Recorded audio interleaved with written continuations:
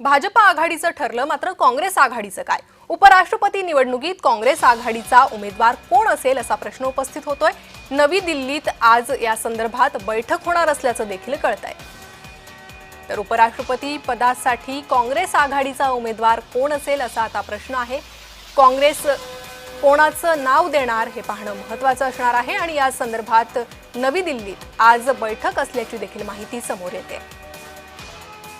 उपराष्ट्रपती निवडणुकीत काँग्रेस आघाडीचा उमेदवार कोण?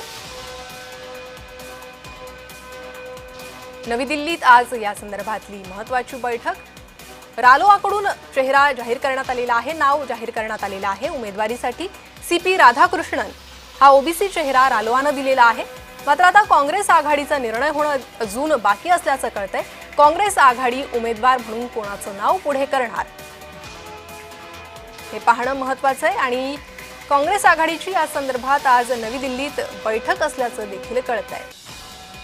तर उपराष्ट्रपती पदासाठी काँग्रेस आघाडीचा चेहरा कोण? भाजप आघाडीचा चेहरा ठरलेला आहे। CP राधाकृष्णन यांना राष्ट्रीय लोकशाही आघाडीकडून उमेदवारी देण्यात आलेली आहे। मात्र काँग्रेस आघाडीकडून अद्याप कोणतंही नाव समोर आलेलं नाही। या संदर्भात आज बैठक होईल आणि त्यानंतर कोणाचं नाव काँग्रेस आघाडीकडून देण्यात येईल हे पाहणं अत्यंत महत्त्वाचं असणार आहे। तर जगदीप धनखड यांनी राजीनामा दिल्यानंतर आता उपराष्ट्रपतीपदी कोण हा प्रश्न उपस्थित होत होता। त्याच संदर्भातल्या हालचाली आता वाढल्या आहेत।